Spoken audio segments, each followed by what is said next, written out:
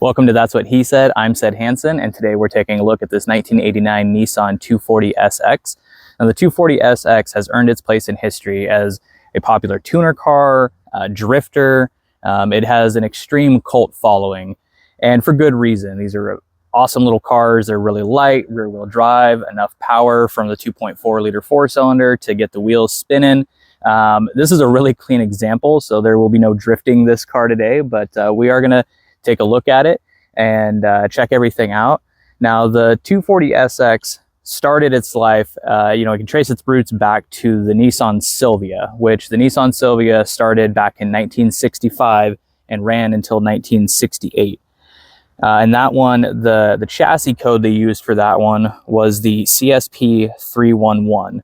After that, they went to the S10 chassis code, which went from 75 to 1979.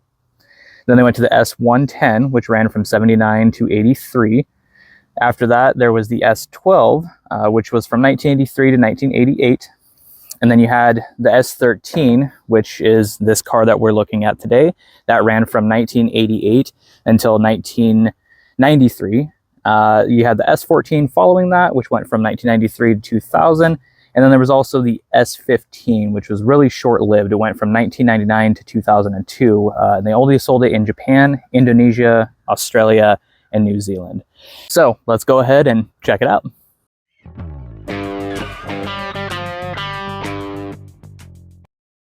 Starting off, I'd like to thank Synergize Auto of Dallas, Oregon for letting me review this 240SX. Synergize was founded by Chris and Jaden, a husband and wife team committed to making sure that their customers get the best vehicle for them. The sales team there is excellent. Nobody's trying to force you into whatever vehicle they've got laying around. They're making sure that your needs are met. You're getting the vehicle that you want or you need as best as they possibly can anyways. If you're looking for a used car and you're in the Dallas area, definitely go check them out. It's a really laid back, no pressure environment. So let's go ahead and go over a little bit of history of Nissan. So Nissan traces its roots back to 1911 as the Kwaishinsha Motor Works.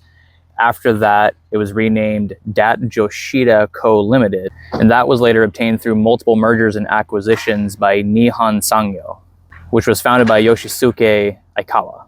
By late 1933, Nissan Motor Company was founded. Now, over the years, Nissan has partnered up with quite a few other car manufacturers, and whether that be because they were trying to break into a different market or financially they were needing some help, they've teamed up with the likes of Austin, Renault, Ford, Volkswagen, GM, Mitsubishi, and even Alfa Romeo. Now, Nissan's made all kinds of different vehicles. They've got roadsters like the Datsun Fairlady line. They've got sporty coupes like the 240SX slash Silvia, as well as like the Z cars. They've also got trucks like the Nissan Titan, and then of course you've got your legends like the GTR. Now, for the US market, the Nissan 240SX really didn't have a whole lot of competition, kind of was its own thing, but there were a couple of notable ones. You had the NA Miata, which was a little smaller. You had the Toyota MR2, which was a bit more expensive in mid-engine. You had the Honda Prelude, and then you also had the Ford Probe, and those are probably the closest despite being front-wheel drive. Now, the color of the 240 that I'm looking at today is called Charcoal. And this one is a hatchback, as you can see by kind of the long sloping rear window. They did offer it also as a coupe, which had more of like a notchback kind of look. And then for the last couple years, they did also offer a convertible version. For '89, the 240SX had three trim levels. You had the base trim, the SE, which this car is, which came with a spoiler, alloy wheels, power windows. And then there was the LE, which added leather seats with driver's side lumbar adjustment, as well as standard AC. So starting out with taking a look at the engine, in order to get to it in the driver's footwell, there's just a little handle that you pull towards you, that pops the hood. And then once you're inside the engine compartment, you're going to see a KA24E naturally aspirated 2.4 liter single overhead cam inline 4. This engine made about 140 horsepower, 152 pound-feet of torque and was good for 8.6 seconds to 60 and about 16.4 seconds to the quarter mile. Let's go ahead and take a listen to it.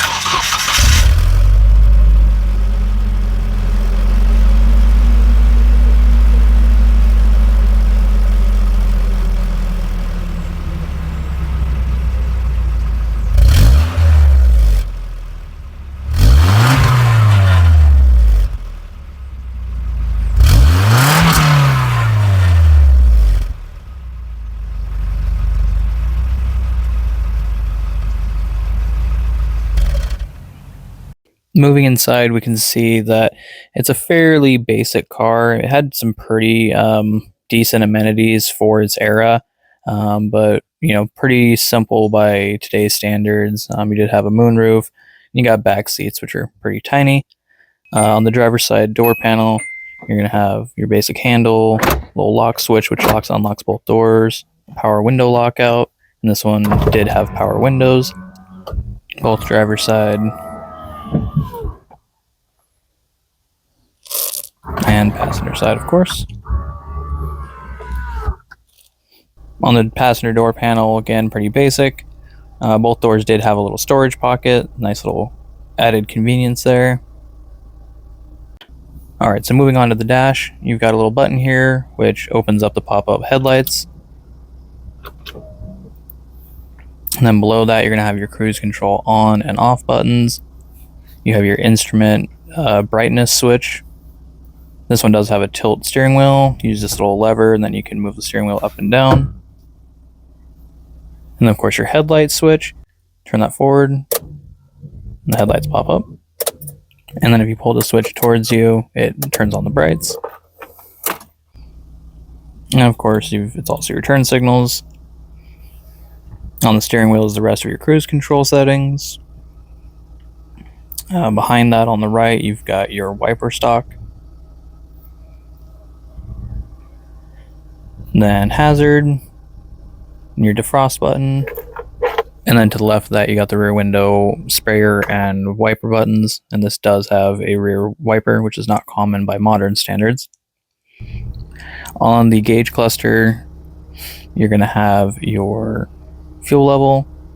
You got lights down below to show you if you're low on gas, low on wiper fluid, check engine.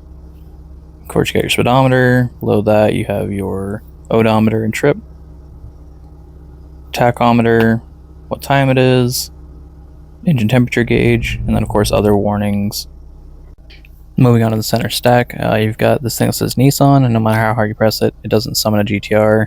You've got your AC controls, where the air comes out, speed, temperature, and you can see the vents on the left side there, in the middle, pretty simple, just move it left and right, up and down, and then that's how much it blows air.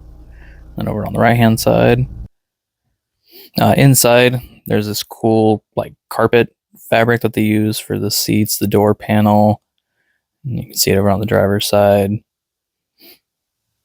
and then also for the glove box cover. Inside the glove box, pretty decent space. You've got a little label there showing you the tire pressures. It's also lockable too in case you want to keep important stuff there. Moving further down, you've got your stereo head unit. You can adjust bass and treble, volume, all your different controls for ejecting, fast forwarding, different stations for presets. Little storage pocket below that where you can put more stuff. And this one is the 5-speed manual. Also shows you the shift pattern. And there was a 4-speed automatic too. And then you got your e-brake. This little panel here, you open it up, and that's going to be like your ashtray if you smoke or just to throw change in. You got your cigarette lighter there. And then next to that, for whatever reason, is the power mirror control. And then there's also a little center cubby as well where you can store more junk.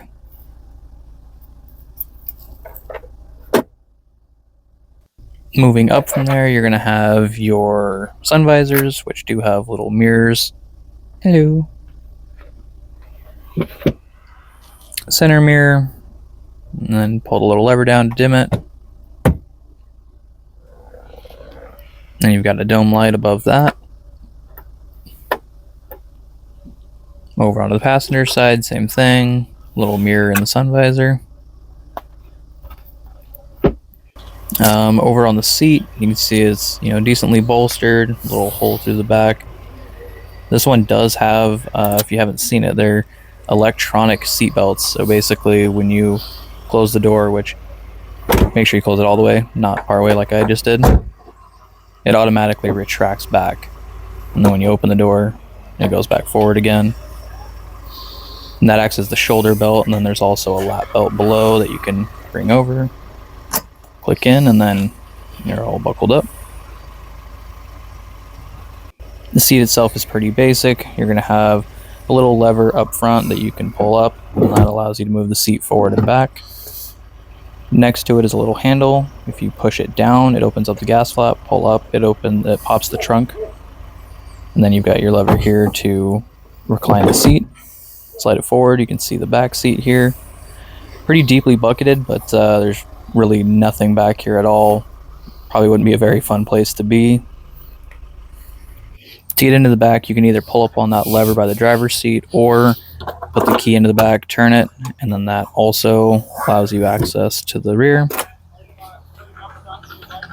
And once you're inside, it's a pretty decent amount of space. It's deeper than I was expecting it to be. There's this little storage shelf. I don't know that I would put anything on it necessarily, but it does cover up what's back there. And then you can also fold down. If you need more storage, you can fold the rear seat down completely. And then that gives you a nice big area to put stuff in. Unfortunately, I didn't get to do a driving portion as someone was coming to look at the car, and I did have to have it back. All right, so there's your look at the 1989 Nissan 240 SX. Awesome little car. This one is a perfect example of just a clean original version, really low miles.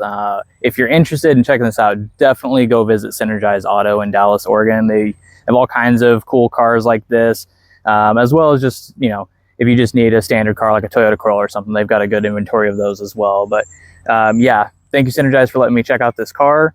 Thank you guys for watching. I hope you liked this video, and sorry that I've been gone for a little bit. I just was starting a new job, and so just trying to get back into the roll of things. Hopefully I can start producing more content soon. As always, make sure to like, comment, and subscribe, and we'll see you next time.